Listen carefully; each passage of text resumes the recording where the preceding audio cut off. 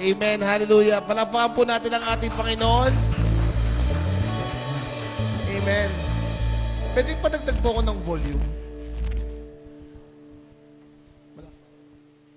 Check. Ayan. Magandang umaga po sa ating lahat. At tayo po ngayon ay nasa ikalawang linggo na po ng buwan po ng Enero 2026. 50 weeks na lang. New Year na. Di ba? 52 di ba? So, 50 weeks na lang. So, ngayon mga kapatid, gusto ko lang po kayo mag-exercise ng konti. Gusto ko pong tumayo kayo at pwede niyo pong tanungin ang mga nasa paligid po ninyo kung ano. Mamaya ko yari. Tatayo po kayo, mag-iikot kayo. Sa hindi nyo kakilala, itatanong nyo po kung ano yung best turnover ng buhay nila. Turnover from good to bad. At makikita natin doon kung ano po yung best turnover ng buhay po na nangyari sa buhay nila. And then share to one another. Pagin na lang po ako ng sounds para maganda. Amen. Sige po, tayo po tayo for 2 minutes. Best turnover of your life. Go! Ikot po. Ang plot twist ng buhay ninyo. Sige, ikot po, ikot.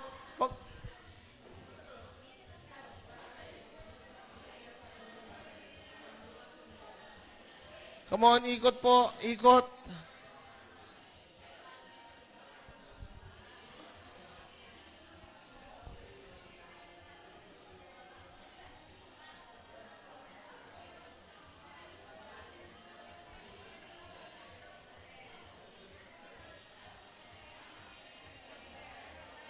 The best turnover ng buhay po ninyo.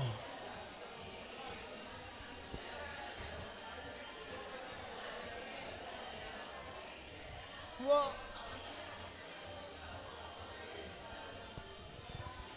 Maging sa mga nanonood, mga kapatid, ano po ang best turnover po ng buhay ninyo? Pwede nyo pong i-share yan through our comments and suggestions. Ano ang best ikot ng buhay po natin? Pag natapos na po tayo, you can go back to your seat.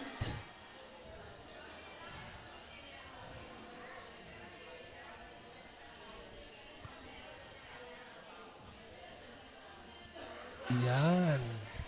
Ano ang best turnover ng buhay po ninyo?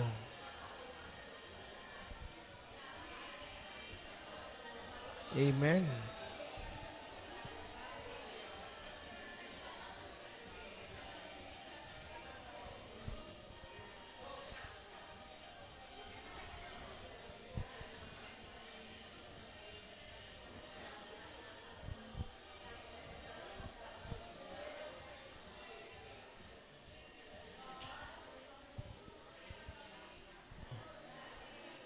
Ay, sa nasa likod po, mamaya tayo magkwentuhan na. Baka mamaya nagkikwentuhan na lang kayo dyan.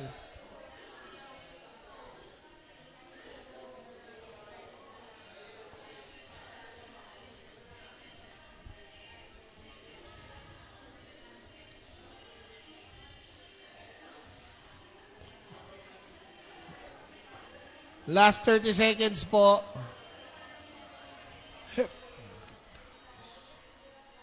Balik po tayo sa upuan natin.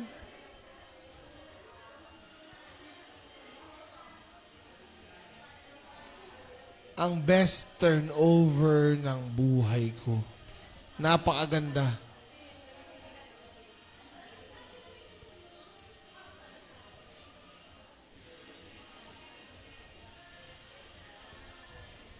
Para namang nagkwentuhan na kayo sa likod eh.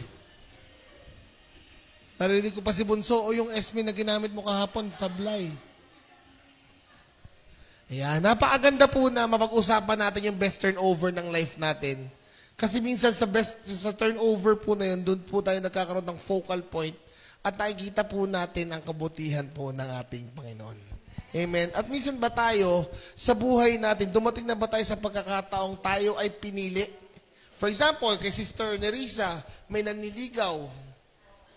Ay, hindi pala sa lalaki pala dapat. Kunwari kay Kuya Renzo, pinili siya nung babaeng nililigawan niya. Meron na ba dito nakaramdam ng rejection? Oh, wala. Ang, ang gagwapo ng mga taga-living in night, no?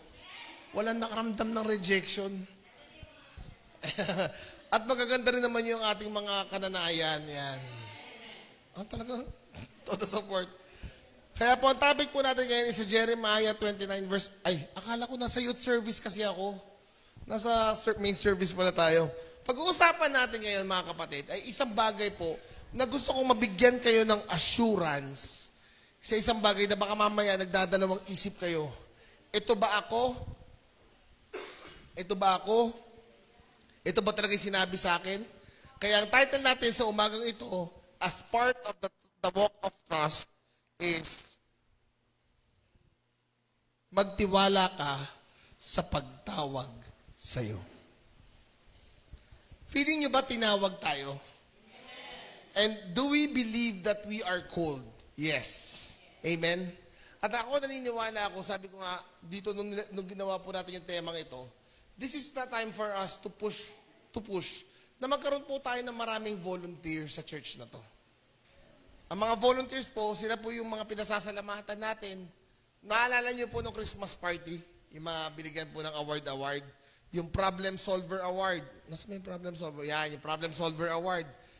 Yung mga, ano ba yun? Ano ba yung mga ano yun? Hard? Di mo na alam. Di ba marami tayong award? At yun yung mga binigay natin na parang pakaswero sa mga volunteers. And right now, we are pushing each and everyone to be a part of one ministry.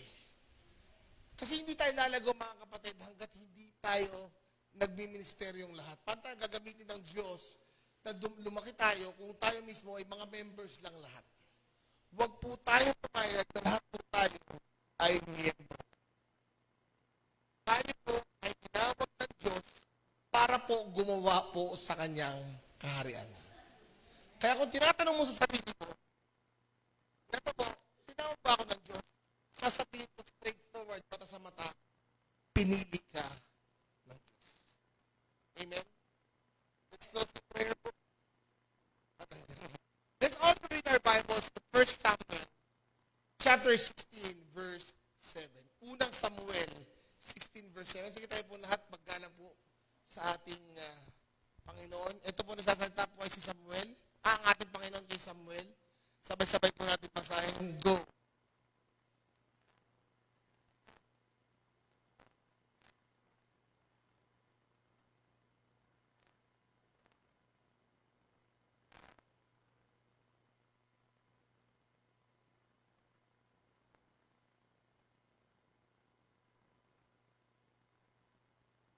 Panginoon, paramdam mo sa amin na kami ay pinili mo.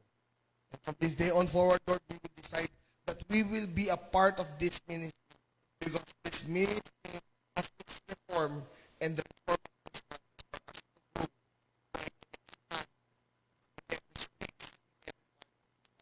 Salamat, Panginoon, sa iyo, Diyos, ang pinamatas na papuri, pasasalamat magsamba. Sa pangalan ni Jesus, amen. Palakpakan po natin ang ating Panginoon. Amen. Pinili ka ng Diyos. Pag sinabi natin pinili, mga kapatid, it doesn't define. Wala po akong sinabing pinili ng Diyos ang matatangkad. Pinili ng Diyos ang pula ang buhok. Pinili ng Diyos ang payat. So, hindi na ako pinili. Pinili ng Diyos ang matataba. Hindi ganun. Pero sinabi po sa atin ng ating Panginoon, pinili ka ng Diyos. Walang exemption. No exemption to the rule. Makikita natin mamaya, mga kapatid, makikita natin dito, nung panahon po na yan, mga kapatid, ito po yung panahon na si Haring Saul, kaya niyo po si Haring Saul,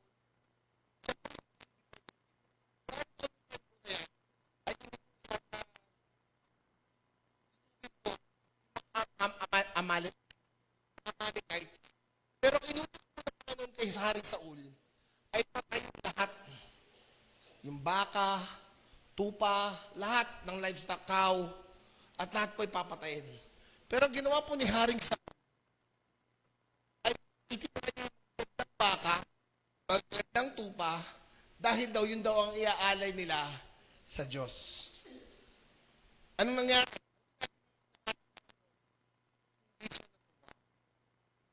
po ni Haring Saul? Nakita natin, kahit kaganda ng intention mo,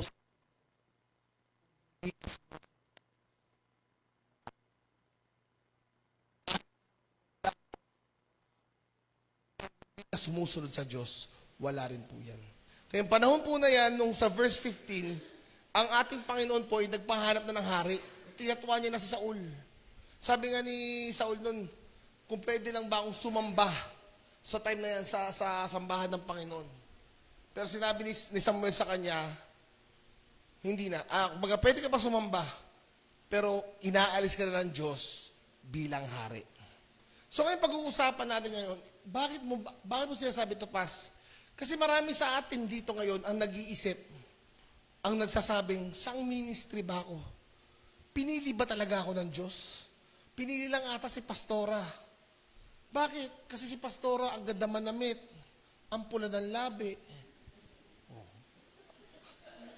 Si Pastor Mark, ang ganda ng buhok, ang ganda ng sukat ng damit. Sila na lang. Diba? Kasi minsan nagkakaroon tayo ng ideal na sila yung pinili because of what we see in them. Di ba? Pag nakakita, pag sabihin natin, pakita mo si Pastor Peter Tanchi, pag nakita mo, ay, senior pastor to kasi. Parang full of wisdom, matikas. Si Benin, ganun din. Pag nakikita mo yung mga great man of God, makikita mo na sila ay parang ganun. Pero sinasabi po dito ni Samuel, ng ating Panginoon Samuel, huwag mo silang tignan. Huwag mo silang tignan sa kung ano yung itsura nila. Kasi pupunta na po tayo sa point number 1 na sinabi po dito ay pinili ka hindi dahil sa kung sino ka. Uulitin ko, hindi ka pinili ng Diyos dahil sa kung sino ka. Kasi pag-uusapan na yung kung sino ka, tinulungan mo na yung sarili mo. Nag-aral ka ng mabuti, di ba? Nagpakabait ka. Pero ang gusto ng Panginoon, pag pinili niya ang isang tao, ang gusto niya, ang all dependency ng taong yun, ay sa kanya lang. Kaya kung sinasabi ni Giselle noong time na yun na gusto ko po maging song leader, pastor, walang problema, Giselle. Walang problema sa Diyos. Pero may problema sa atin. Pero hindi po natin tinatanggal. Sabi natin si Giselle hindi siya naging song leader, for example lang. Si Giselle hindi siya naging song leader. Pero pwede siya mag-song lead sa bahay nila pag nag-group session sila. Tama ako? Naalala ko dati ang daddy. Si daddy po kasi, salamat po sa Panginoon sa buhay na binigay ng aking ama dahil ngayon po siya namatay, January 11. Ang time po nung ang daddy, hindi, sintonado siya. Oh yes, sintonado talaga ang daddy. Hindi siya wala siyang part sa praise and worship team. Wala kahit anino, kahit ingro niya, hindi nakatungtong ng praise and worship. Walang kakanta ng water baptism. Tumayo siya, ako pastor kakanta. Siya kumanta. Naging maayos naman. Dahil hindi naman po dahil yan sa pagiging sintonado mo, pero ang tinitingnan ng Diyos, makikita natin tinitingnan ng Diyos kung ano ang laman ng puso mo. Alam niyo may mga reasons, meron tayong ginagawang reason minsan sa sarili natin, ba't hindi tayo nagbo-volunteer. Kahapon kasi nagkaroon po tayo ng workers convention. Ang saya-saya lang po ng workers convention, paksiw po na galunggong ulam, saka po sinigang. Thank you si Sister Elsa sa pagluto. Salamat po sa church sa pagpapakain. At pansit malabon po tayo nung hapon. Kaya masaya po. Hindi, nagkaroon po tayo ng brainstorming on the things that will happen to church. Kung makikita niyo po yung kahapon, may excite kayo. Dahil napakarami activities po ng church. Ang ninanais namin, na yung mga volunteers po na naisulat, yung mga volunteers po na na-elect, ay madagdagan din. Ikaw yun, kung tingnan mo nasa kaliwat kanan mo, kayo yun. Amen? Kaya minsan, nilalagyan natin sa sarili natin, hindi ako mag-volunteer dyan, pastor. Ayoko maglingkod sa Diyos. May mga reasons tayo. The first reason sa ating ba't hindi tayo naglilingkod sa Diyos is number 1,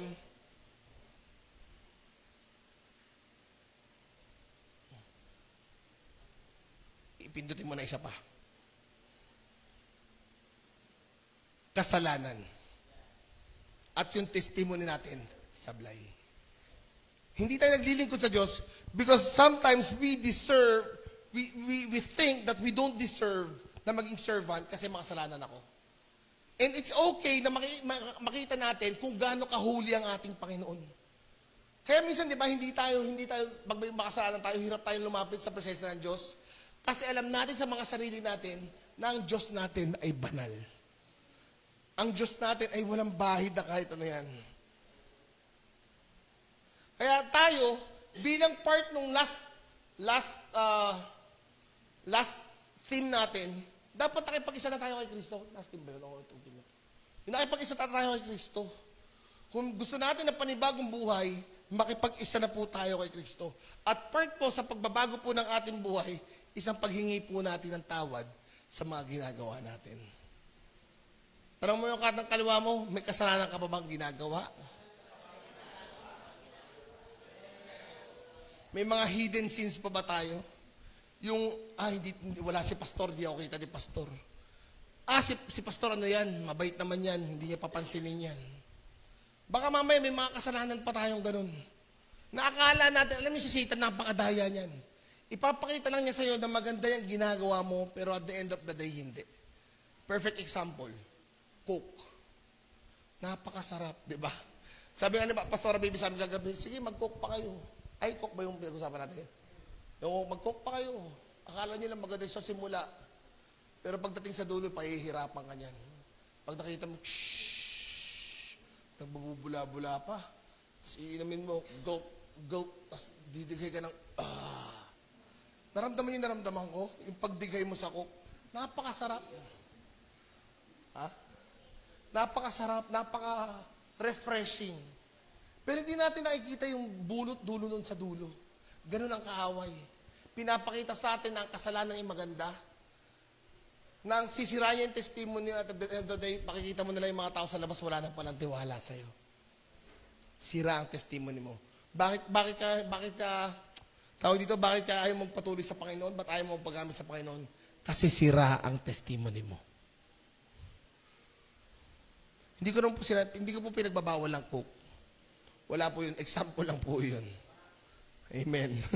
Mamaya lunch siya, may Coke dapat. Ayan. So, yan yung unang bagay. Pangalawang bagay po, ay sabi po pala sa sa 1 Peter chapter 3 verse 15 to 16, igalang ninyo si Kristo mula sa inyong puso bilang Panginoon. Ang ganda ng first part, no? Igalang natin ang ating Panginoon sa ating puso. Lagi kayong maging handog, hindi ko mabasa. Lagi kayong maging handang sumagot sa sino mang hihingi ng paliwanag sa inyo tungkol sa pag-asang nasa inyo. Ngunit gawin niyo ito ng mahinahon at may paggalang. Panatilihin ninyong malinis ang inyong budhi upang mapahiya ang mga nanlalait at humahamak sa inyong magagandang pag-uugali bilang lingkod ni Kristo. Maraming tao, mga kapatid, hahanapan ka ng butas. Hahanapan ka ng butas. Kahit gaano ka kabait, even the simplest things, kumbaga 1% lang simple things, pero magiging 100% yan. Kaya dapat ang testimony natin buhay. Ang testimony natin laging nandyan. Para pag lumabas ka, siya tayo, hindi na ako umiinom. Wala na yung, niloloko mo, hindi umiinom ko pa eh. Diba? Dapat po, tayo lahat ay buhay po lagi ang testimony natin. Kaya tayo po ay hindi makapaglingkod dahil sa kasalanan at sa maling testimony natin. Pangalawang rason, ba't hindi po tayo naglilingkod?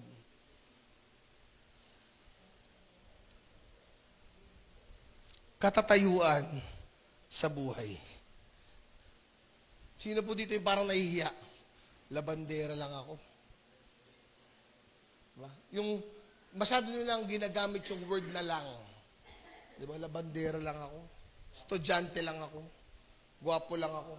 Wow. Wala kasi asawa ko pag hindi asawa ko. Yes, daddy. Ba? Ano lang ako, hamak lamang ako na taga-separate sa junk shop lang. Masyado nating nilalagay yung word na lang. Pero titignan natin, mga kapatid, sino-sino ba ang mga apostol? Simulan muna natin, ano ba ang mga apostol nung panahon na tinawag sila. Una, mangingisda. Ang panahon po, ang mga mangingisda, mga kapatid, noong unang panahon, ito po yung parang regular nilang trabaho. Low average income, pero hindi po sila yung mayayaman. Amen? Sila, diba, normal na nagtatrabaho na nasa mababang katayuan. TikTok, mababang katayuan. Pag sasabihin natin mababang katayuan, siguro nasa ano pa to? Nasa below C? Below, ano bang average level? C? D. Mga ganyan. Na marami po sa atin na inaakalang nasa ganyang estado ka. Pangalawa po, na trabaho, tax collector. Si Matthew.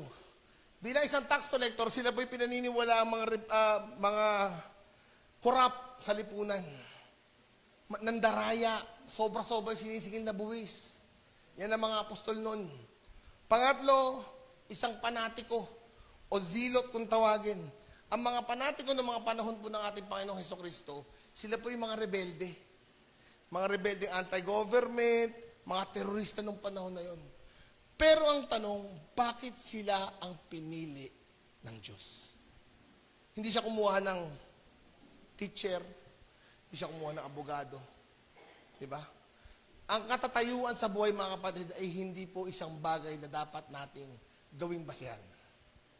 Dito po sa Living into Light Ministry, sa Living in Light Ministry, mga kapatid, tayo po ay ginagawa nating mga membro, at ginagawa po namin kay mga volunteer, hindi po para sa isang reason.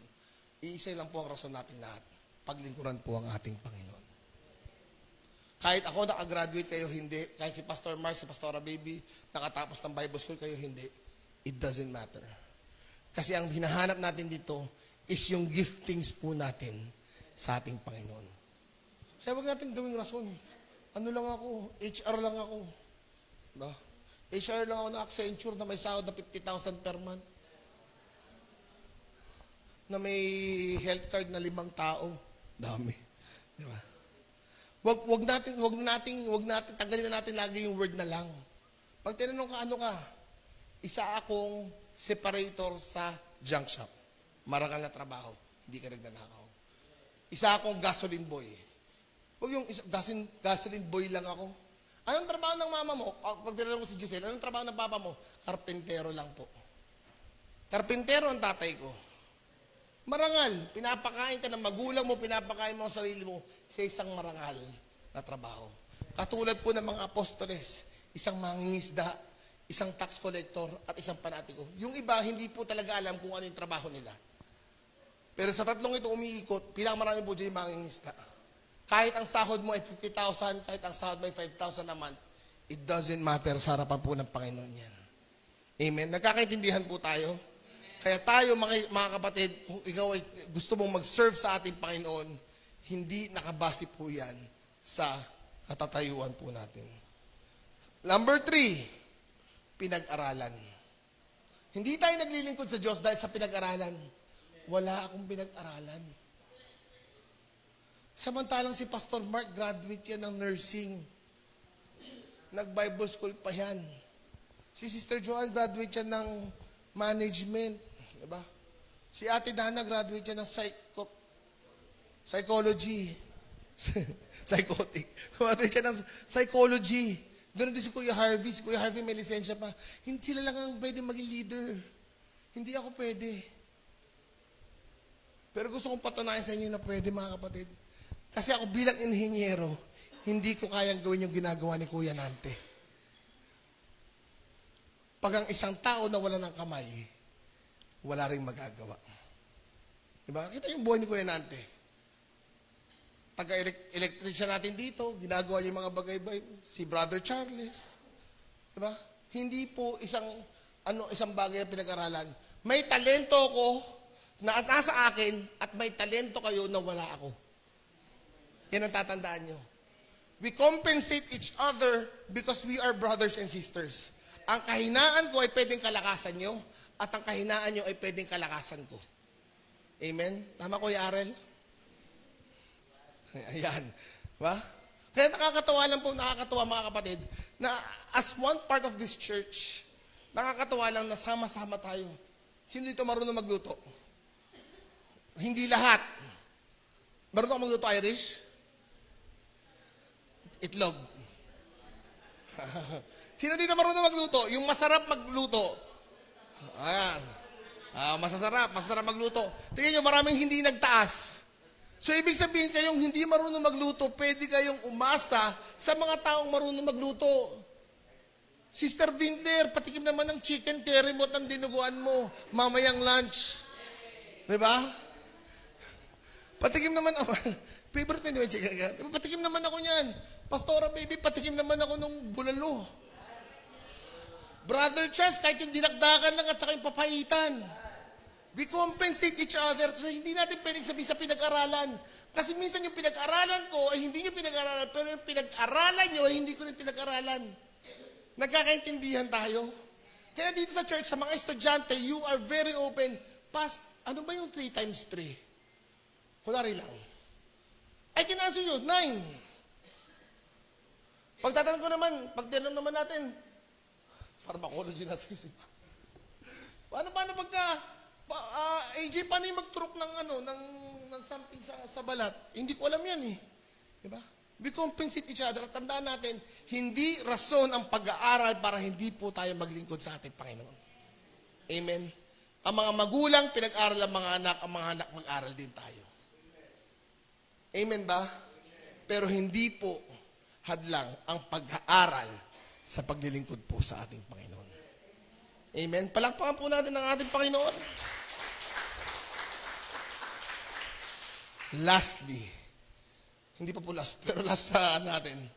Last, walang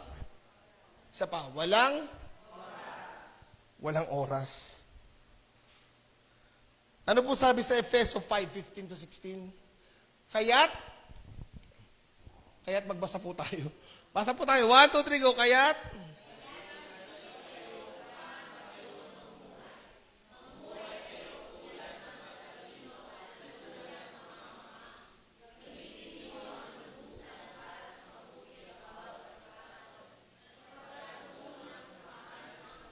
gamitin natin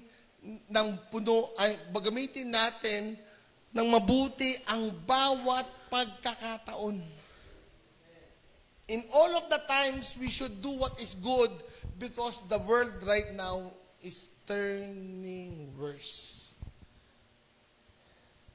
Naalala niyo po yung nagtranslasyon? Ang dami pong nasaktan. Ang dami pong nasugatan. Ang dami pong mga taong naapektuhan. Pero they feel proud kasi nasaktan sila. Di ba? Pero ang gusto lang natin patunayan sa kanila mga kapatid, na hindi sa rebulto tayo umaasa, kundi sa totoong Diyos na buhay. I'm nothing against them, hindi ko sila ikokondena. Bakit? Kasi hindi po ako judge. Iisa lang po ang judge natin lahat, ang Diyos lamang po. Pero sabi ko kay Pastora kanina umaga, sang-ayon ka ba doon sa mga yung sa mga nagprotesta? May mga nagprotesta mga Christians eh. Na mali yan, mali. Sabi ni Pastora, hindi na para sa ganun mo paabutin. There are other ways for you, for them to see kung tama o mali. Nalala ko, ang tatay ko, Katoliko, kandado di sarado pa. Pero nung kumilos ang Diyos sa buhay niya, wala siyang nagawa. May panahon ang Diyos sa kanila. At kung sakali mang hindi nila pansinin, sad to say, wala na po tayong magagawa doon. Kung meron man iligtas ang Diyos sa kanila, wala rin po tayong magagawa doon. Bakit? Kasi tayo po ay nilikha lamang. Ang maghuhusga po sa atin ay ang manlikha. Amen? Kaya alam nyo, yung walang oras na yan, hindi po ako naniniwala dyan. Sabi nga natin, ang kailangan lang natin ay time management. Ako sa nakikita ko, isang perfect example dyan, si Ninang Andrea. So, sino-sino mga mayor ang pinupuntahan yan? Si Mayor Guerrero, si Mayor Tanggol. Sa Manila kasi siya nag-aasikaso. Pero nakita natin, ilan na yung nasikaso niya, parang buong araw nagtatrabaho siya. Pero she makes it to a point na nasa church siya every Wednesday, nasa church po siya kailangan siya. Kahapon lang po siya hindi nakapunta. nagrebelde. Joke lang. May sakit po siya kahapon. So tayo, wag po nating sabihin na wala tayong oras. Dahil kung pagbabasihan mo yung oras mo, hindi ibibigay ng Diyos, ay hindi ibibigay ng kaaway ang oras na hinihingi mo. Ikaw ang hahanap ng oras para makapunta ka sa gawain ng Diyos. Lagi yan magiging kontra. Hindi yan lagi aayon sa'yo. Bakit? Kasi ayaw ng kaaway na mapunta ka sa lugar na to. Bakit? Kasi ang pagpapala ay nandito, wala sa Kanya. Amen ba? Sabihin sa kapatid mo, humanap tayo ng oras. Pag sinabi ni Pastora Baby sa kanina ng Andrea, meron tayong ano ngayon? Bible study. Bible study tayo, sabi ko yun. Anong oras po, Pastora? 4:00. Ha? Magluluto pa naman ako. Pagluluto pa naman si Jerome. Favorite pa naman niya ang paksiw. Ako lang ang pati si Pastora. Paano ko siya pagluluto? Pagluto mo ng 3:00. Ang paksiw naman ng 3:00 at 4:00, isa lang naman ang lasa. Pag naglaba ka ng 2:00 at tatuyo ng 4:00, parehas lang din po yan sa natuyo ng 11:00 hanggang 1:00. Amen? Hanap tayo ng oras, mga kapatid. Pero kung hahanapin natin ay tamang pagkakataon, hindi ibibigay ng kaaway yan. Kasi ayaw ng kaaway na tayo po ay mapunta sa gawain ng Diyos. Ang gusto ng kaaway, lagi lang tayong ang daming trabaho, ang sakit ng ulo ko, sa problema ko dito, yung nagbibidyo ko pa sa kapitbahay namin, yung anak ko hindi pumasok, yung anak ko may sakit pa. Ako din may sakit na. Tropang may sakit na kami lahat. Lahat papoproblemahin sa'yo ng kaaway yan. Bakit? Kasi yan ang gusto niya mangyari. You will live in worry. You will live worrying every day of your life. Ano bang kakain namin mamaya? Ay, may giniling pa kami. Ay, wala na. Nakita ko na lang dito, isang sardinas, isang 555. Hindi ako makain ng sardinas. Ba? Kaya tayo, hindi po natin pinagawing rason bilang mga gusto natin maglingkod sa Diyos ang oras. May oras po tayo. Sa loob ng isang araw, 24 hours. Ilang oras tayo natutulog? 8 hours, di ba? 8 ang, so 24 minus 8, 16. Tama ba ako? Ilang oras tayo maligo? Sa iba, ilang oras po kayo maligo? Walang ligo. Ako siguro, mga 30 minutes pag naligo ako. Pero sisinungaling ako, mga lang po ako, mga isang minuto. Minsan seconds pa lang. Ganun, mabisan po talaga ako maligo. Tapos, so na yun? Parang 8 and 1 hour sabihin natin. So 9 hours. O yung iba, sa school, ilang oras kayo sa school? Ay, di ako pumapasok pas. Magbilyar na lang kami. Wala pas. So technically speaking, you can save up just to make it elaborate natin. You can give up to 3 hours, 5 to 3 hours. You just have to learn how to time management. Do time management. Amen. So lahat ng bagay na sinabi natin mula sa kabuhayan, sa pinag-aralan, sa oras, sa kasalanan, hindi po yan ang tinitignan ng Diyos. Kung babalikan natin yung verso sa unang part, huwag kang tumingin doon. Kasi si David nung panahon na yon, pinahilera lahat ng kapatid niya. Nakita na, ito, medyo matipuno ito. Sabi ng Diyos, hindi yan. Hindi yan ang gusto, hindi yan ang pinipili ko. Ito. Until such a time, sinabi niya kay Jess, sabi ni Jess kay Samuel, ni Samuel kay Jess, meron ka pa bang anak na wala dito? Meron pa. Isa na lang yun. Dumating si David. Sabi doon sa teksto, bata pa si David. Hindi naman siguro bata ni Ian yun. Bata si David noong time na yun. So, ibig sabihin, puposing na ako ng konti. Yan. Thank you. Diba? Bata pa si David noon. So, ibig sabihin siguro sabihin natin mga age ni bata, ni Nanay Glo, siguro ni Bunso. Siguro mga ganyang age. Kasi nung unang panahon, di ba, ang bata sa kanila, mga ganyang age. Sipin mo, ganun siya. Tapos dumating. Nakita mo si Bunso, tayo ka nga dito, Bunso. Mag-ayos pa. Kung wala rin ganyan nakita nyo. Pag tinignan nyo ba si Bunso, nakikita nyo ba ang isang hari? Di ba? Parang wala man lang ka-muscle-muscle. Hindi kita inaano. Diba? Pag tingin mo, bata, baka ito, pitikin lang ni Goliath to. Wala na. Diba? Pero sinabi ni Yahweh kay Samuel, yan ang pinipili ko. Hindi bumase ang Diyos, saan? Sa itsura niya. Hindi siya bumase sa stripes niyang damit, sa brown niyang pants na corduroy, sa vape ba yan? Ay, kala ko doon, sa sapatos niya, hindi doon bumase ang Diyos. Bakit? Let's go to point number 2. Ba't hindi siya doon bumase? Thank you, Bunso. Palakpakan natin si Bunso. Bakit hindi siya bumase kay Bunso? Ba't hindi siya bumase sa ganung kaanyuan ni David? Kasi number 2, sa puso nakatingin ang Panginoon. It is the heart that matters. Amen ba?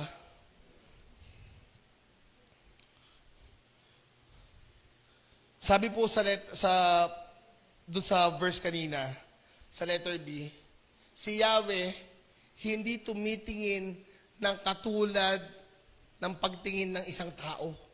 Ano ba tinitignan ng tao? Ano ba natapos dyan? Sino ba siya? Naalala nyo pag nag-a-apply kayo? Di ba pag nag-a-apply?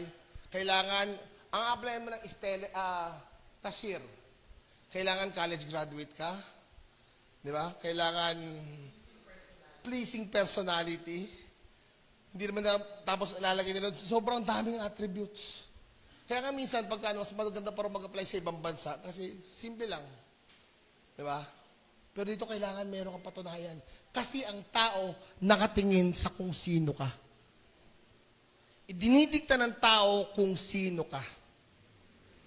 Pero sa pagpili ng Panginoon, mga kapatid, ang nagmamatter lang sa Kanya is yung puso. Akala niyo ba, mga kapatid, nung kami dito, lumuhod ni Pastor Mark at kami po kinumisyon bilang pastor, ready na kami? Hindi. We are far, far, far, far ready. Nakaluhod nga ako, sabi ko, ba't ba tayo nakaluhod dito? Sabi ko sa akin, ba't ba tayo nakaluhod dito? Hindi po kami prepared. Pero magandang bagay dun, mga kapatid. When God choose you, He will equip you. Pag pinili ka ng Diyos, ang Panginoong Diyos ang maghahanda sa'yo. Sabi ni siya, Lord, gusto ko pong maging song leader. Ihahanda ka ng Panginoon. Oo, walang problema sa akin mag-song lead ka. Sa mga gusto niya sumayaw, kunwari may mga nanay na, ay gusto ko sa tambourine ministry, sige lang po. Hindi po pasya ng edad. Hindi natin titignan ng edad. Ang titignan natin dito, mga kapatid, is yung pusong gusto mo maglingkod. Pero remember, may mga standards din po tayo na sinusunod. Di ba? May mga standards tayo, pero yung paglilingkod po natin sa Panginoon, mga kapatid, ay hindi po nagmamatter sa Panginoon ang panlabas at kung sino tayo. Ang nagmamatter po sa Panginoon is yung puso nating handang maglingkod sa Kanya. It is always the heart that matters. Ba't kaya puso? Kasi pag titignan nyo, mga kapatid, ang puso, kung puso lang palang pasyan, lamang si pastor. Malaki puso niyan eh. Lamang kami Nanay Sally at si Sister Divine. Malalaki ang puso namin. Pero ibig sabihin kasi, mga kapatid, ng puso, sa Hebrew, ito po ay lebab. Lebab sa, yan, thank you. Ito ay hindi ang parte ng katawan ng tao, kundi ito ay kaibuturan. Kaibuturan yung malalim ng isang pagkatao, nandito po sa pusong tinutukoy dito, ito po ay metaphoric na ginamit. Ang ibig sabihin dito, nandito po yung ating kaisipan, yung mga plano natin bilang isang tao. Yun ang puso. So, pag tayo po ay maglilingkod sa Panginoon, nakatingin po ang Diyos sa kaisipan mo, sa plano mo, at sa pagnanais mong gustong maglingkod sa Kanya. Marami mga kapatid dito na tinawag na hindi naman nila inaakalang doon sila tatawagin. They did not choose the ministry that they have, pero ang ginawa ng Panginoon, doon sila in-equip. In-equip sila pa konti-konti, in-equip sila ng ating Panginoon. Kaya importante sa ating mga kapatid, na ikaw, bilang isang alagad ng Diyos, alam mo ang nilalaman ng puso mo. Alam mo ang kaibuturan ng puso mo. Kasi kung ready ka, mas ready ang Diyos na gamitin ka. Amen. Hindi po ang paggamit ng Diyos ay sa iglesyang ito. Pwede kang gamitin ng Diyos sa trabaho mo. Pwede kang gamitin ng Diyos sa Santa Mesa. Pwede kang gamitin ng Diyos sa Fairview. Pwede kang gamitin ng Diyos sa trabaho mo. Lahat tayo ay pwedeng magpagamit sa Diyos. Hindi dahil kung sino ka, but kung ano ang nilalaman ng puso mo. Amen ba? Kaya we invite you to become volunteers of the church para tuloy-tuloy po tayo makapag-training. Ang goal po natin ngayong 2026, mga kapatid, is maraming training po sa church. More of biblical training, more of, yung training, yung mga sa ushering. Lahat po, kung ilalahad po ninyo, makikita nyo po lahat, ay handa po ang iglesyang mag-sacrifice. Handa po ang iglesyang ibigay po yung mga training po na kailangan po natin. Bakit ko po nasasabi yan? May mga pagkakataon, mga kapatid, na hindi po pwedeng kami lang ang worker. Paano pag nawala si Pastor? Si Pastora nag-Japan. Si Pastor Mark nag-Singapore. Ako nag-Tugigaraw. Wala nang pastor, sino magsispeak? Siyempre, nandiyan si Ninang Andrea. Diba kanina pa niya sinasabi, nakadalawang beses na yan eh. Nung nag-speak siya, nung nag-preach siya, at saka yung mensahe niya. O, diba nagpaparamdam to eh. Sa anniversary ka. Diba? Paano kung bigla nawala ng song leader?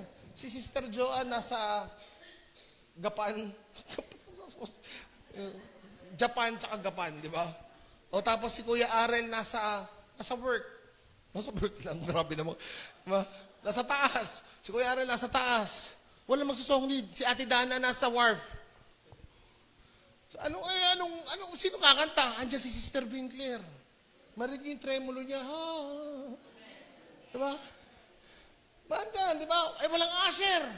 Andiyan si Kuya Felix. Napakaaga niyan lagi.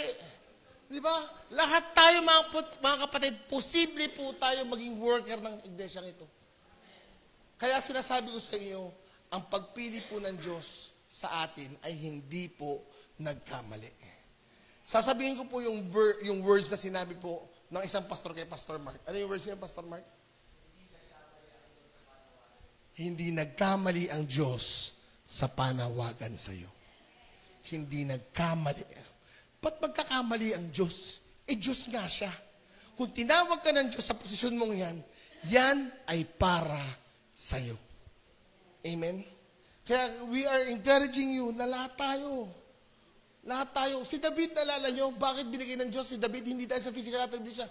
Alam ng Panginoon, sinabi ni David sa 13 verse 37, inilugtong pa ni David, ililigtas ako ni Yahweh mula sa mga mababangis na leon at oso.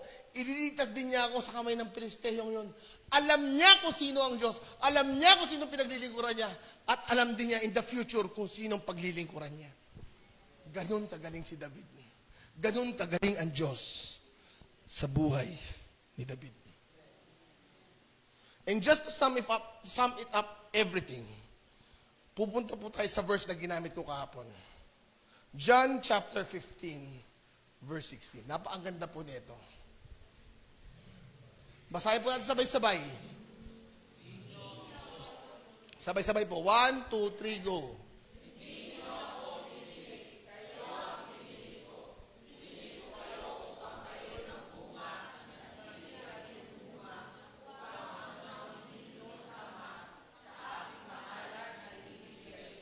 Hindi ikaw ang pumili.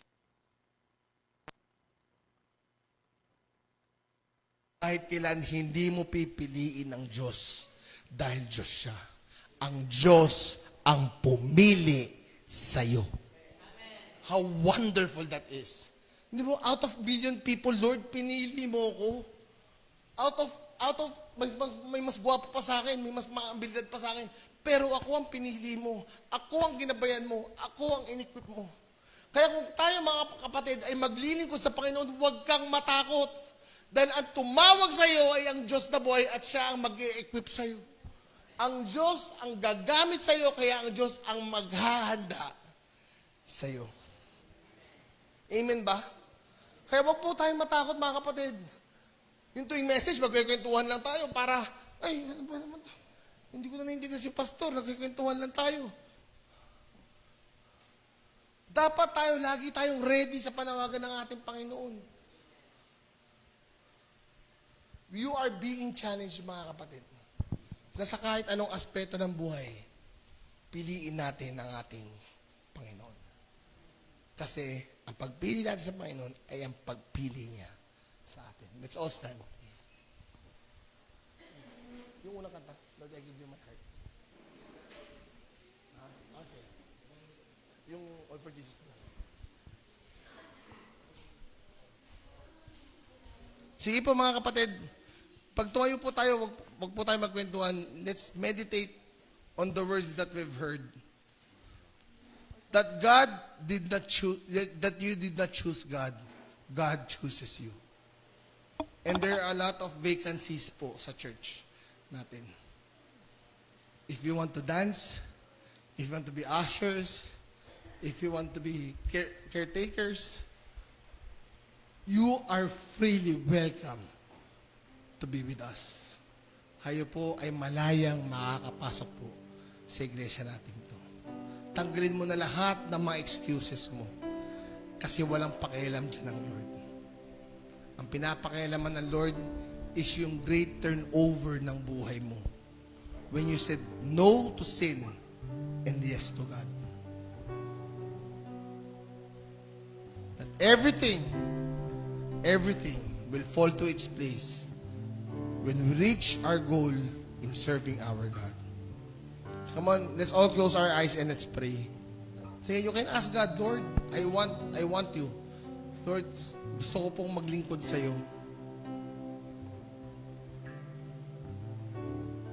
Kung ikaw man ay worker na, medyo nawawalan ka ng parang nahihirapan ka, nagdadalawang isip ka, at gusto mong umayaw, you can pray to God.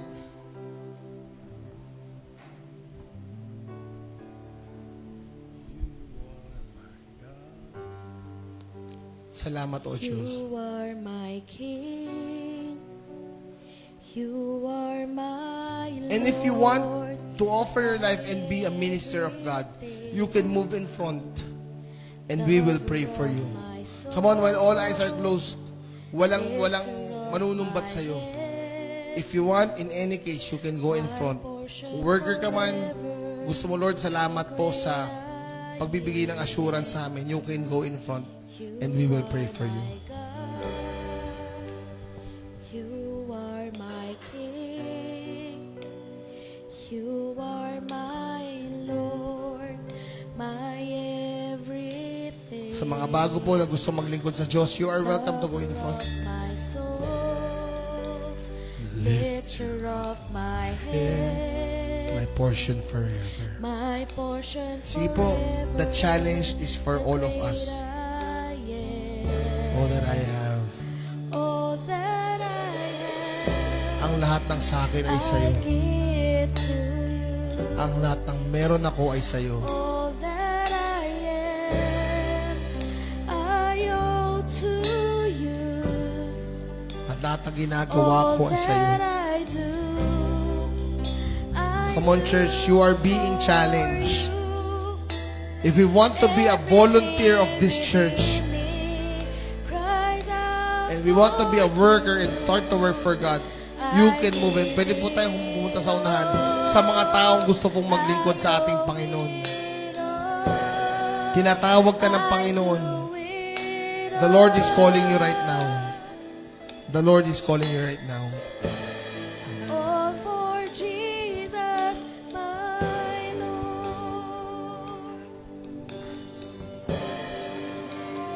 All that I am, I give to you. all that I am, All that I am, I owe to you. I owe to you. All that I do. All that I do. Dito po tayo sa may bandang sentro. Sa may bandang sentro po tayo. Sige po. For you. Sa may bandang center po tayo pumunta. Everything within me cries out for I give it all. you. I give it all. I owe it all.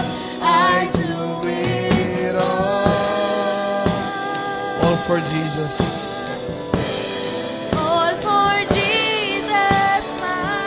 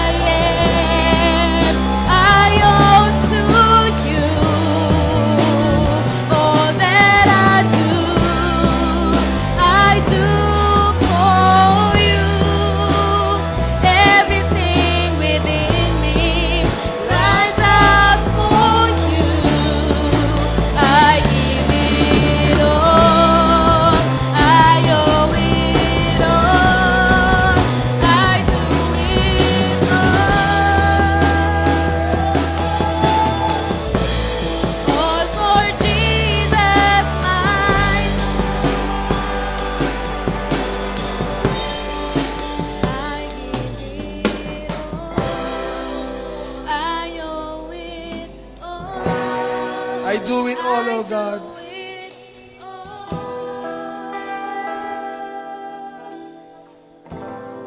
All for Jesus. If you are ready for the work of God in your life, accept the fact that He will work on you. He will equip you. And most especially, He will bless you bountifully. Come on, leaders, pastors, we can pray for those people na nag-aari ng buhay.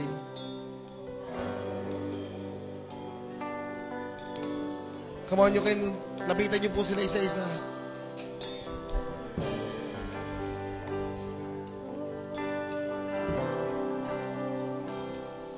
You offer them to our Lord.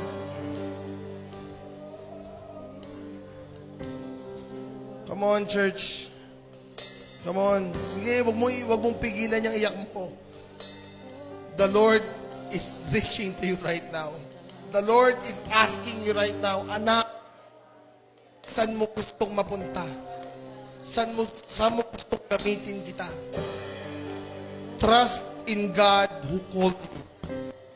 Oh, glory, rarabashikon no yoronaba.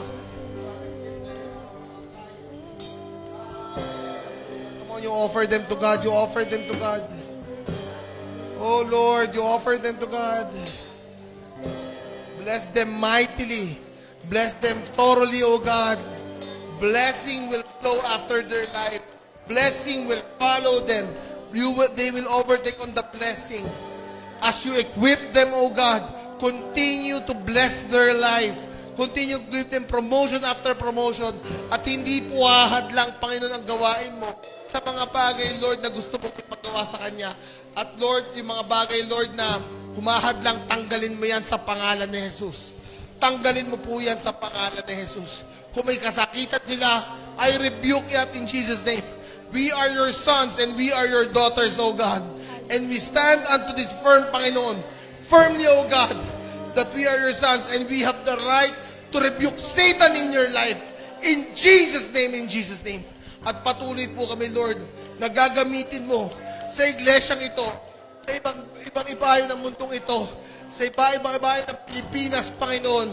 Gagamitin mo kami, O Diyos. Lord, humingi kami ng tawad sa panahon, Lord, na tinawag mo kami at tinalaguran namin. Lord, but it is not important. The important thing is what is right now. Kung ano, Panginoon, sa oras na to, O Diyos, ang gusto mong mangyari sa buhay ko, ang gusto mong mangyari, Panginoon, sa buhay ng pamilya ko. Lord, inaalay ko sa iyo ang lahat, Panginoon. Dahil ang lahat ng bagay, Panginoon, na nagmumula sa iyo, ay, Lord, para po sa mabuting bagay, O Diyos. Hallelujah, hallelujah, hallelujah. May we continue to stand on the truth. May we continue to stand on our faith because we love you, O God.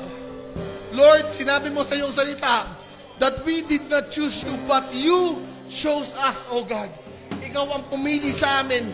Lord, sa mga taong nagdadalawang isip na maglingkod dahil sa may nagagawa silang kasalanan, I pray, Father, that they continue, Lord, to fix, hallelujah, mga bagay, Lord, na sumasagabal sa paglilingkod nila. Lord, gawin yung harmonious, Panginoon, ang church namin, ang Living in Light Ministry, O God. At wag mong ahayaan, Panginoon, na ang Living in Light, Panginoon, ay mamuhay sa kasalanan. But bagkos kami, Lord, ay mamumuhay ayon sa iyong kaliwanagan. Hallelujah. Greater is He that is in me, that is He that is in the world. Hallelujah. Dakila ka, Panginoon. At kahit kailan, O Diyos, ay hindi magbabago yung fact, O God, na Ikaw, Panginoon, ay siyang gagamitin mo, Panginoon. Kami, Panginoon, ay gagamitin sa isang order, O God, upang kami, O Diyos, ay magabit mo thoroughly. You bless each and everyone sa mga nakataas ang kamay. Sa pangalan ni Jesus. In Jesus' name and in Jesus' name.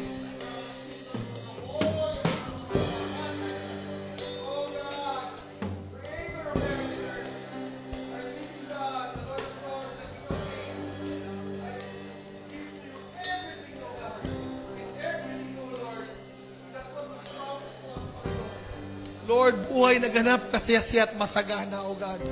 We are not saying this because of prosperity gospel. But Lord, we are just claiming that you are so good in our life. We are not being here to hold you on the neck. But we are here to plead to you as our Lord and our God. Live thoroughly in our life. Hallelujah, hallelujah. You bless us mightily and effectively. You bless us mightily and effectively. Panginoon, hindi po katapusan, Lord, ang edad namin. But bagkos, Panginoon, ang edad namin na magsasabing, Lord, kami isang patunay na kami lingkod mo. Hallelujah. Gamitin mo kami. Gamitin mo kami, O Diyos. Gamitin mo kami. Gamitin mo kami. Sige, sabihin mo sa sarili mo, gamitin mo kami. Gamitin mo ako, Panginoon. Gamitin mo ako, Panginoon. Huwag mo ikahiya. Gamitin mo ako, Panginoon.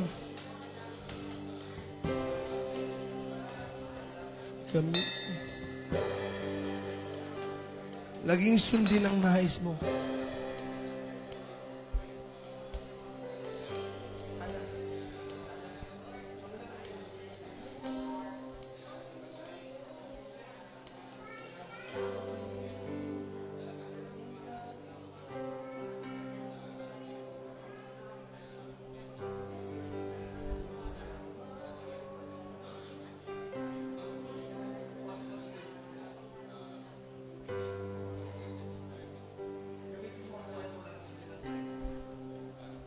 Come on, continue to worship our God.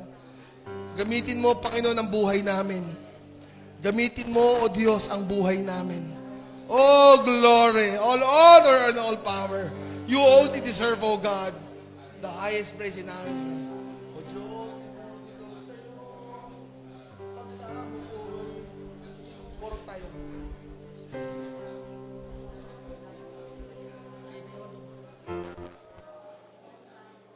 Hallelujah. Hallelujah. Gamitin mo.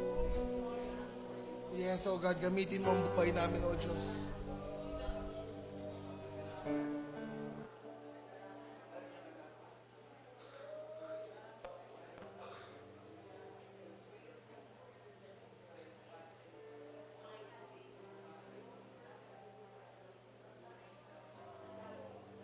Sambahin ka namin, Panginoon.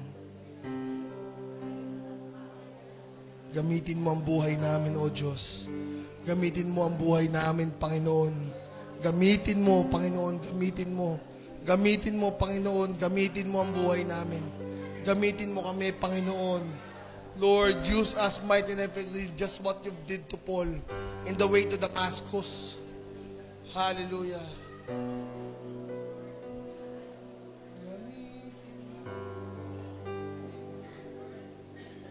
Hallelujah. Let's continue to pray to our God. Continue to desire of our gamitin mo ang buhay ko. Lagi.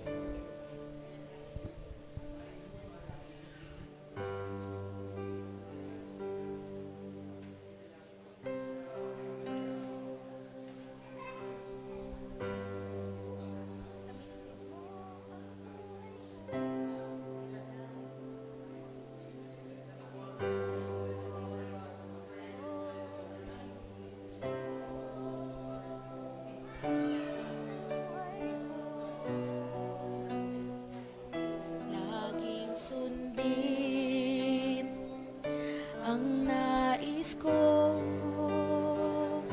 sa'yo lamang maglilingkod, sasambahin, tanging ikaw. Gamitin mo ang buhay ko, laging sundin ang nais mo, sa'yo lamang maglilingkod, sasambahin, tanging ikaw. Gamitin mo ang buhay ko, laging sundin ang nais mo, sa'yo lamang maglilingkod,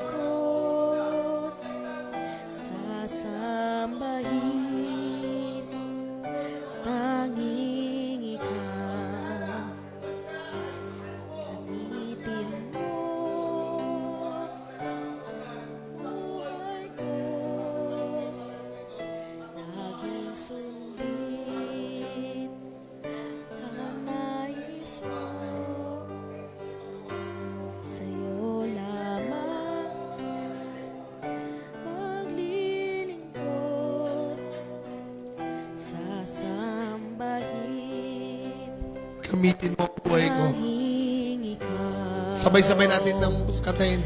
Gamitin mo Ang buhay ko. ang buhay ko. Laging sundin ang nais mo. Laging sundin ang nais mo. Sa'yo lamang. Sa'yo lamang. Maglilingkod. Maglilingkod. Sasambahin tanging ikaw. Sasambahin. Oh, glory. All honor. tanging Ikaw. Gamitin mo, Diyos.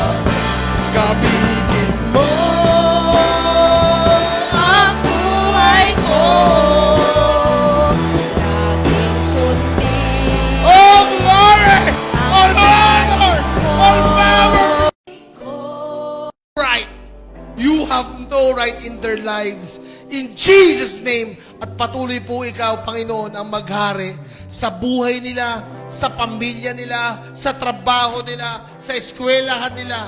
At Lord, iaayos mo ng mainam ang aming mga buhay. Sa iyo namin ibinibigay ang pinakamataas na papuri, pasasalamat at pagsamba sa pangalan ng aming Panginoong Jesucristo, who lives and reigns forever and ever. Everybody say,